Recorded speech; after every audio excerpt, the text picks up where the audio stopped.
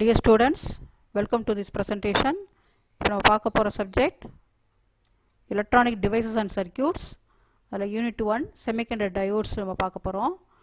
So அதில் energy band diagrams அப்படிங்கிறத இந்த பர்டிகுலர் கிளாஸில் பார்க்க போகிறோம்.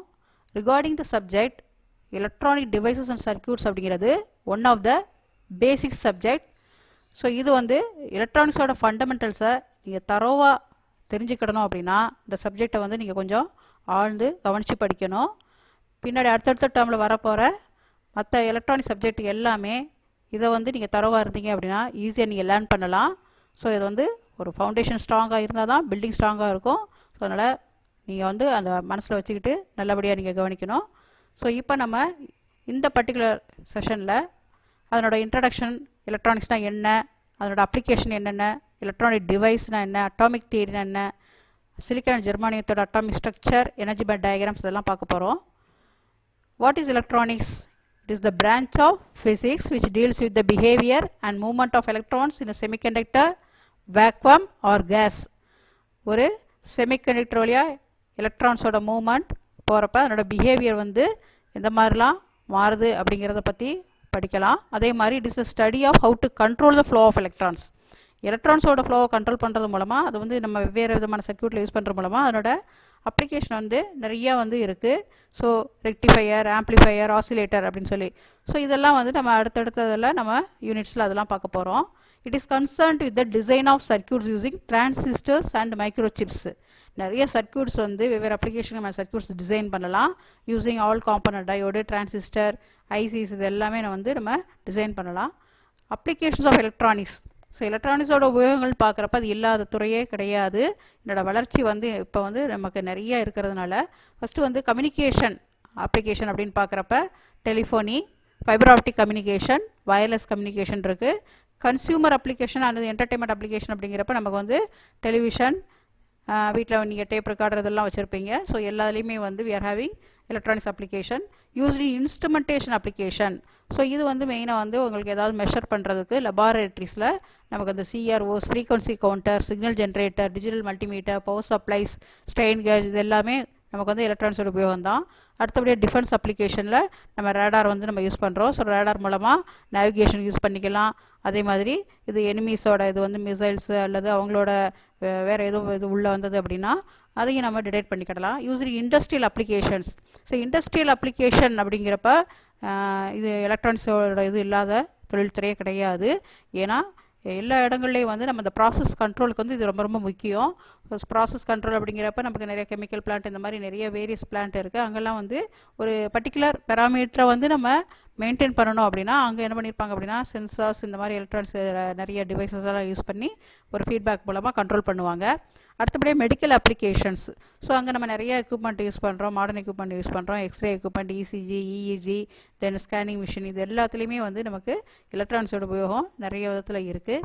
எலக்ட்ரானிக் டிவைஸ் அப்படிங்கிறப்ப electronic devices are components for controlling the flow of current for performing the particular task.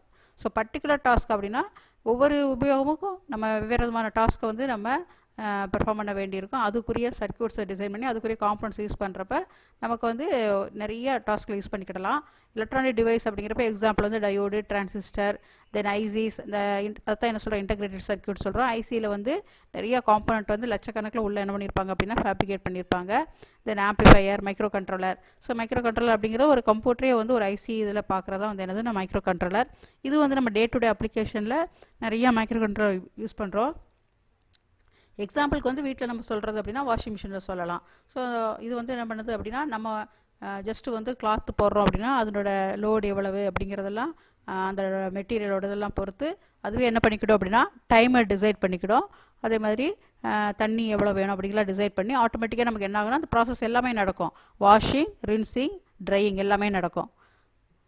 அடுத்தபடியாக அட்டாமிக் தியரி. ஸோ நம்ம அடுத்து வந்து செமிகண்டக்டர்ஸ்லாம் பார்க்கறதுக்கு முன்னாடி கொஞ்சம் அட்டாமிக் தியரி என்னங்கிறத பார்த்துக்கலாம். ஸோ ஆட்டம் அப்படிங்கிறது it is the smallest particle of an element அப்படிங்கிறது நமக்கு தெரியும். It consist of positive charged protons, negatively charged electrons and neutral neutrons. So இதில் வந்து சென்ட்ரல் பார்ட்டில் இருக்கிறது வந்து என்ன அப்படின்னா நியூக்ளியஸ். ஸோ இந்த நியூக்ளியஸில் நமக்கு என்ன இருக்கும் அப்படின்னா ப்ரோட்டான்ஸும் நியூட்ரான்ஸும் இருக்கும். அதை சுற்றி நமக்கு என்ன ஆகிட்டு இருக்கும் அப்படின்னா இந்த நெகட்டிவ்லி சார்ஜ் எலக்ட்ரான்ஸ் வந்து ரிவால்வ் ஆகிட்டே இருக்கும். எல்லா எலக்ட்ரான்ஸ் வந்து வெவ்வேறு ஆர்பிட்டில் வந்து நமக்கு ரொட்டேட் ஆகிட்டே இருக்கும். அப்போ ஒரு ஆர்பிட்டில் எத்தனை எலக்ட்ரான்ங்கிறது it is decided by this formula 2n². So இப்போ இதை வந்து நம்ம நெக்ஸ்ட் இதில் இந்த சிலிக்கானுக்கு வந்து ஒரு அட்டாமிக் ஸ்ட்ரக்சர் நம்ம காமிச்சிருக்கோம். இதில் வந்து இதனோட அட்டாமிக் நம்பர் என்ன இருக்குது அப்படின்னா 14. ஸோ அப்போ என்ன அர்த்தம் அப்படின்னா நம்பர் ஆஃப் ப்ரோட்டான்ஸும் 14 இருக்கும், நம்பர் ஆஃப் எலக்ட்ரான்ஸும் 14 இருக்கும். அப்போ இந்த ரிவால்விங் எலக்ட்ரான்ஸ் நம்பர் பார்க்குறதுக்கு நம்ம என்ன பண்ணுறோம் அப்படின்னா ஃபர்ஸ்ட் ஆர்பிட்டில் என்னோட வேல்யூ 1 இருந்தால் அதோட வேல்யூ என்ன இருக்குது 2. ஸோ அப்போ இங்கே ஃபர்ஸ்ட் ஆர்பிட்டில் நமக்கு we are having 2 electrons.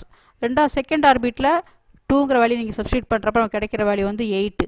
அப்போ இந்த செகண்ட் ஆர்பிட்டில் பார்த்தீங்க அப்படின்னா மொத்தம் வந்து 8 எலக்ட்ரான்ஸ் வந்து ரிவால்வ் ஆகிட்டு இருக்கு. இப்போ இதனோட அட்டாமிக் நம்பர் வந்து என்னது 14. அப்போ அந்த 2 + 8 நீங்கள் 10 வந்து மைனஸ் பண்ணுறப்ப we are having remaining 4. அந்த ரிமைனிங் 4 தான் இந்த அவுட்டர் மோஸ்ட் ஆர்பிட்டில் நமக்கு என்ன ஆகிட்டே இருக்கும் அப்படின்னா ரொட்டேட் ஆகிட்டே இருக்கும். ஸோ அப்போ இதுபடி நமக்கு அவுட்டர் மோஸ்ட் ஆர்பிட்டில் we are having 4 electrons. இது என்ன சொல்லுவாங்க அப்படின்னா வேலன்ஸ் எலக்ட்ரான் சொல்லுவாங்க. The electrons in the last orbit are called valence electrons. Free electrons எது சொல்லுவாங்க அப்படின்னா இந்த வேலன்ஸ் எலக்ட்ரான்ஸ் அவுட்டர் மோஸ்ட் ஆர்பிட்டில் இருக்கிறது சம்டைம்ஸ் சம் எனர்ஜி கொடுத்தோம்னா என்ன ஆகும் அப்படின்னா அது ஃப்ரீ அந்த ஆர்பிட்டை விட்டு வெளியில் வந்துடும். அப்போ அது என்ன சொல்லுவாங்கன்னா ஃப்ரீ எலக்ட்ரான்ஸ். ஸோ எதனால் அப்படின்னா they are loosely connected with the nucleus. அந்த நியூக்ளியஸோட அந்த பைண்டிங் ஃபோர்ஸ் வந்து ஃப்ரீ எலக்ட்ரான்ஸ் வந்து இப்போ லாஸ்ட் ஆர்பிட்டில் இருக்கிற எலக்ட்ரான்ஸ் வந்து கம்மியாக இருக்கிறதுனால அது ஃப்ரீ எலக்ட்ரான்ஸாக மாறிடும். ஸோ இப்போ நம்ம சிலிக்கானோட அட்டாமிக் ஸ்ட்ரக்சர் பார்த்தோம். இதே மாதிரி ஜெர்மானியத்தோட அட்டாமிக் ஸ்ட்ரக்சர் பார்க்குறப்ப அதோட அட்டாமிக் நம்பர் வந்து இதில் வந்து என்னவா இருக்குது 32. அப்போ என்ன அர்த்தம் we are having 32 electrons. So இந்த 32 எலக்ட்ரான்ஸுங்கிறதுனால இப்போ நமக்கு என்னவா இருக்குது நம்பர் ஆஃப் ஆர்பிட்ஸ் வந்து ஒன்று அதிகமாக இருக்குது. அப்போ அதே மாதிரி ஃபர்ஸ்ட் ஆர்பிட்டில் 2 இருக்குது according to the formula, second ஆர்பிட்டில் 8, அடுத்ததில் வந்து 18. அப்போ ரிமைண்டர் என்ன அப்படின்னா 4. ஸோ இதுலேயும் நமக்கு அப்போ என்ன இருக்குது அவுட்டர் மோஸ்ட் ஆர்பிட்டில் we are having 4 electrons. Then energy level of electron. இப்போ வந்து நம்ம எலக்ட்ரான்ஸ் வந்து நம்ம பார்த்தோம் எப்படி ரிவால்வ் ஆகிட்டு இருக்குன்னு. அதோட எனர்ஜி லெவல் எப்படி இருக்கும் பார்க்குறதுக்கு இந்த டயக்ராம். ஸோ இதில் வந்து இது ஃபர்ஸ்ட் ஆர்பிட்டில் இருக்கிற எலக்ட்ரான், செகண்ட் ஆர்பிட்டில் இருக்கிற எலக்ட்ரான், தேர்ட் ஆர்பிட்டில் இருக்கிற எலக்ட்ரான் பார்க்குறப்ப இந்த அவுட்டர் மோஸ்ட் ஆர்பிட்டில் இருக்கிற எலக்ட்ரானோட எனர்ஜி லெவல் என்னவா இருக்கும் அப்படின்னா அதிகமாக இருக்கும். ஸோ அதை இங்கே நம்ம இந்த மாதிரி ஒரு கிராஃப் மாதிரி காமிச்சிருக்கோம். ஸோ இது ஃபஸ்ட்டு ஆர்பிட்டில் இருக்கிற எலக்ட்ரானோட எனர்ஜி லெவல், இது செகண்ட் ஆர்பிட்டில் இருக்கிற எலக்ட்ரானோட எனர்ஜி லெவல், இது தேர்ட் ஆர்பிட்டில் இருக்கிற எலக்ட்ரானோட எனர்ஜி லெவல். ஸோ இது வந்து என்னவா இருக்குன்னா அதிகமாக இருக்குது. ஸோ இது வந்து ஒரு சிங்கிள் ஆட்டம் காமிக்கிறப்ப இந்த மாதிரி இருக்குது. ஸோ இதே இது நம்ம என்ன பண்ணியிருக்கோம் அப்படின்னா இந்த தேர்ட் டயக்ராமில் ஒரு பேண்டாக காமிச்சிருக்கோம். ஸோ பேண்ட் அப்படின்னா என்னது இந்த மாதிரி பட்டையாக காமிச்சிருக்கோம் இல்லையா. ஸோ இது வந்து first band, second band, third band. அப்போ இது ஏன் பேண்டாக காமிக்கிறோம் அப்படின்னா இது சிங்கிள் ஆட்டம் கிடையாது, ஒரு சிங்கிள் ஆட்டம் மட்டும் ஐசோலேட்டடாக இருக்கிறதுக்கு வாய்ப்பு கிடையாது. we are having closely packed atoms. நிறைய ஆட்டம்ஸ் வந்து ஒன்னோட ஒன்று க்ளோஸ்லி பேக்கடாக இருக்கிறதுனால ஸோ இது பக்கத்தில் இருக்கிற ஆட்டம்ஸோட இன்ஃப்ளூயன்ஸ்னால என்ன ஆகும்னா இந்த எலக்ட்ரான்ஸோட எனர்ஜி ரேஞ்சு வந்து என்ன ஆகிட்டே இருக்குன்னா மாறிட்டே இருக்கும். ஸோ ஒரே ஆர்பிட்டில் இருக்கிற 2 எலக்ட்ரான்ஸோட எனர்ஜி லெவல் கூட என்ன இருக்காது, சேமாக இருக்காது. உன்னோட எனர்ஜி லெவல் அதிகமாக இருக்கலாம், இன்னொன்னோடது கம்மியாக இருக்கலாம். அப்போ அது ரெண்டுக்கு இந்த டிஃப்ரென்ஸ் இருக்கு இல்லையா, upper limit and lower limit, இதை வச்சு தான் நம்ம என்ன சொல்கிறோம்னா இந்த ரேஞ்ச் ஆஃப் எனர்ஜிஸ்ன்னு சொல்கிறோம். ஸோ இதுதான் வந்து என்னதுன்னா பேண்டு. ஸோ இதை வச்சு நம்ம என்ன பார்க்க போகிறோம் அப்படின்னா எனர்ஜி பேண்ட் டயக்ராம் பார்க்க போகிறோம். அப்போ அந்த பேண்ட் வந்து என்னது the range of energies possessed by the electrons of the same orbit is called as energy band of that orbit. So இதில் வந்து இந்த எனர்ஜி பேண்ட் டயக்ராம் பொறுத்தவரை மொத்தம் 3 டிஃப்ரெண்ட் மெட்டீரியல்ஸு காமிச்சிருக்கோம். ஃபர்ஸ்ட்டு வந்து என்னென்னா இன்சுலேட்டர். ஸோ இன்சுலேட்டர் அப்படிங்கிறதுல இங்கே நம்ம ஆல்ரெடி நம்ம இந்த எனர்ஜி பேண்டு பார்த்தோம் இல்லையா, அது வந்து என்னென்னா லாஸ்ட் பேண்டு வந்து வேலன்ஸ் பேண்டு. இந்த ரிமைனிங் கீழே இருக்கிற பேண்டெல்லாம் இப்போ என்ன பண்ண வேண்டியதில்லை, இந்த எனர்ஜி பேண்ட் டயக்ராமில் நம்ம காமிக்க வேண்டியதில்லை.